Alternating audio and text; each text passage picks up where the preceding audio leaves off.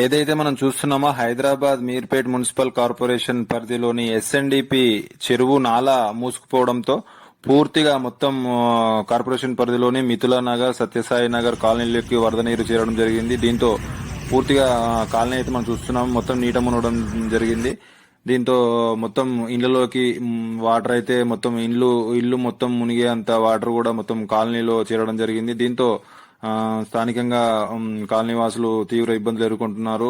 పిల్లలు స్కూలుకు పోవాలన్నా బయటికి రావడం లేదు. ప్లస్ పాలు గాని నిత్యావసర సరుకులు తీసుకురావాలన్నా బయటికి ఇబ్బంది అవుతుందని కాలనీ వాసులు ఆవేదన వ్యక్తం చేస్తున్నారు. దీంతో పేరు యాదమ్మ. రాత్రి 10:30కి స్టార్ట్ అయిన నీళ్లు. మేము ఇప్పుడు బయటకు వెళ్ళాలంటే పాల ప్యాక్ తెచ్చుకోవాలని కూడా తెచ్చుకోనికి లేదు. మా పిల్లలకి ఇప్పుడు స్కూల్కి పంపించాలన్నా లేదు. మాకు తాగడానికి నీళ్లు లేవు. ఇప్పుడు వాడుకోవాలంటే నీళ్లు లేవు. ఇప్పుడు స్నానాలు ఏం చేయాలి, మేము ముఖాలు ఏం కట్టుకోవాలి, మా పరిస్థితి ఏంది? ఎన్ని గంటల నుంచి స్టార్ట్ అయ్యారు? 10 గంటల నుంచి.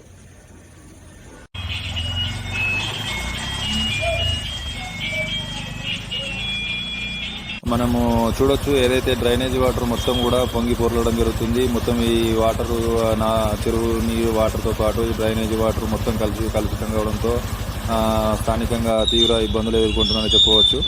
మనం చూడొచ్చు ఆ రోడ్లు మొత్తం పూర్తిగా నీట మునిగినాయి. ఆ రోడ్లపై బయటికి వెళ్ళాలన్నా వెళ్ళలేని పరిస్థితి. ఇప్పటికైనా ప్రభుత్వం తగిన చర్యలు తీసుకోవాలని ఆ కాలనీ వాసులు ఆవేదన వ్యక్తం చేస్తున్నారు. నిన్న రాత్రి 10 గంటల నుంచి కూడా పూర్తిగా మొత్తం కాలనీ మొత్తం నీట మునగడంతో మొత్తం నీటిలోనే ఉన్నామంటూ వాళ్ళు ఆవేదన వ్యక్తం చేస్తున్నారు. స్కూల్కి పోవాలన్నా బయటికి పాల ప్యాకెట్లు పోవాలన్నా తీవ్ర ఇబ్బంది ఎదురవుతుంది. దీన్ని తక్షణమే ప్రభుత్వం చర్యలు తీసుకోవాలని కాలనీ వాసులు అయితే ఆవేదన వ్యక్తం చేస్తున్నారు. పట్టించుకుంటలేరు. ఇప్పటి వరకు ఎవరు రాలే అధికారులు. పోతున్న పబ్లిక్ చాలా ఇబ్బంది అయిపోతున్నది. నేను ఇక్కడ గుంత ఉన్నది, గుంతలో 2-3 బైకులు పడ్డాయి. పాపం వాళ్ళకు చాలా దెబ్బలు కలిగినాయి. హాస్పిటల్ తీసుకెళ్ళి పిల్లలు ఇద్దరు స్థానికులు కాలనీ వాళ్ళు హాస్పిటల్ తీసుకెళ్లి చూపించారు. చాలా దెబ్బలు కలిగినాయి. ఎవరు పట్టించుకుంటున్నారు?